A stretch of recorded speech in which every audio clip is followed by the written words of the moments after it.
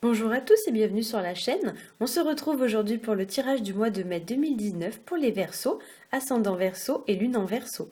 Si vous ne connaissez pas votre signe ascendant ou votre signe lunaire, j'ai placé en barre d'information des liens qui vous permettront de les calculer. Si ce tirage ne résonne pas avec votre situation, gardez à l'esprit qu'il s'agit d'un tirage général. Vous pouvez également visionner la vidéo de votre signe ascendant et celle de votre signe lunaire pour avoir plus d'informations. Si vous souhaitez un tirage personnalisé, j'ai mis en barre d'information tous les liens qui vous permettront de me contacter. Alors ce mois-ci, j'ai eu un petit peu envie de changer, donc j'ai utilisé le Rider Tarot Deck qui est l'un de mes jeux préférés. J'ai donc réalisé un tirage en 3 cartes et ces cartes vont correspondre au début, au milieu et à la fin du mois de mai. Donc on va commencer tout de suite avec la première carte. La première carte que j'ai tirée pour vous, c'est la carte du fou, qu'on appelle dans le tarot de Marseille la carte du mât. Et c'est une carte qui va nous parler, pour certains, de départ. Ça peut parler aussi de nouveau départ ou bien de repartir à zéro. Il y a un petit peu l'idée de se lancer dans une nouvelle aventure. Avec cette carte, on pourra parler aussi de légèreté, de saisir une nouvelle opportunité, de profiter de la vie et des bons moments qu'elle a à nous offrir.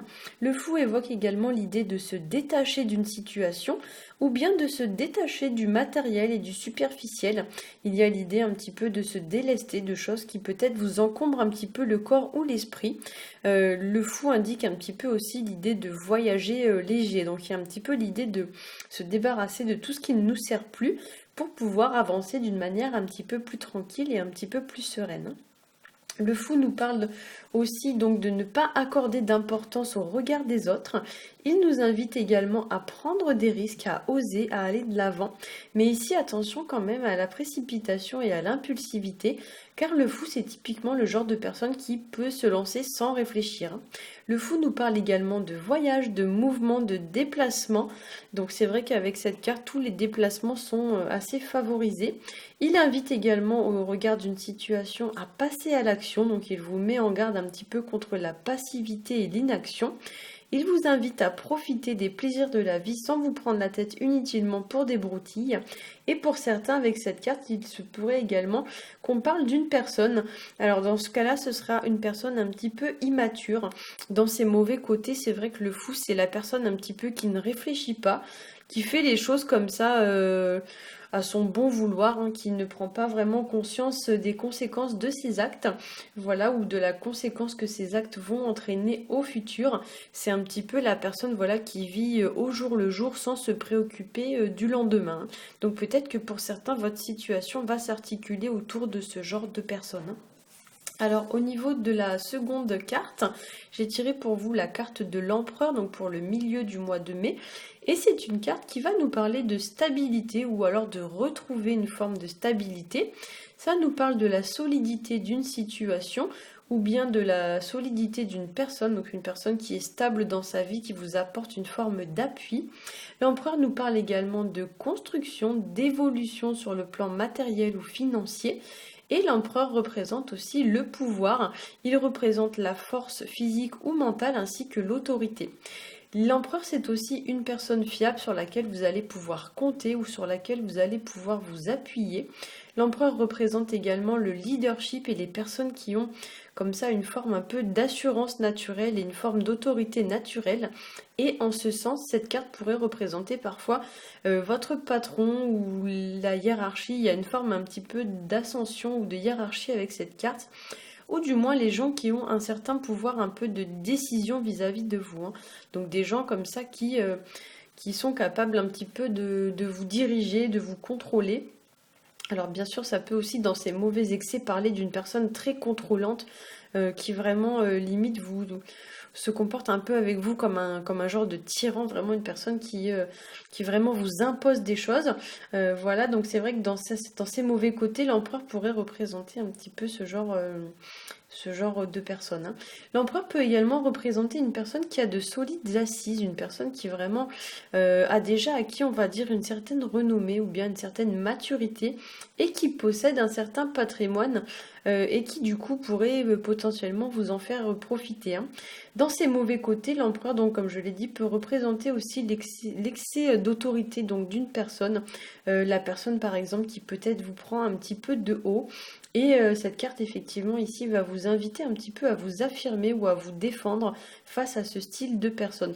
Donc si vous avez une personne en milieu de mois qui tente un petit peu de vous diriger, de vous contrôler d'une manière excessive, la carte de l'empereur va vous indiquer un peu l'idée de vous imposer ou de vraiment de faire cesser ce genre de situation. L'idée de ne pas subir comme ça les choses, hein.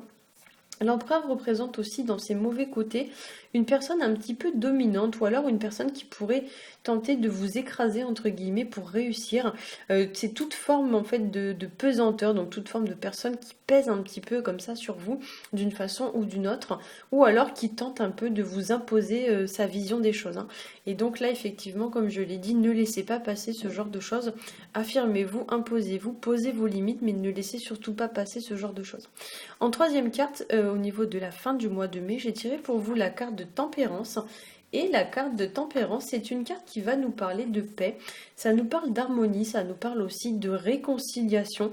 Il y a l'idée aussi avec cette carte d'apaiser une situation, d'arrondir les angles, de chercher ensemble des solutions en pesant par exemple les pour et les contre. Avec cette carte, on va parler aussi de négociation, on va parler de calmer une situation, d'y apporter une forme de conclusion, une forme de solution en réfléchissant à la meilleure façon à laquelle il faudra procéder. Et dans ces mauvais aspects, la carte de tempérance peut évoquer aussi les gens qui réfléchissent tellement qu'ils sont complètement incapables de prendre une décision. Donc c'est un peu l'idée qu'il y a des gens qui hésitent, qui tergiversent et qui ne sont pas vraiment capables de prendre une décision claire, nette et précise. Et tempérance, voilà, effectivement, elle vous dit qu'il faut quand même prendre son temps pour réfléchir, mais il ne faut pas non plus que ce soit une hésitation qui dure trop longtemps, hein. Tempérance étant un ange, elle évoque aussi souvent les personnes ou les situations qui sont liées à votre passé, ou alors les gens qui peut-être sont tellement préoccupés par le passé qu'ils sont complètement incapables d'avancer au présent. Tempérance peut également indiquer que vous avez une situation à régler avec votre passé, comme si vous deviez entre guillemets en faire un peu le deuil. Il y a l'idée un petit peu que pour avancer plus sereinement au futur vis-à-vis d'une situation, il est nécessaire un petit peu d'en faire un peu le deuil, hein.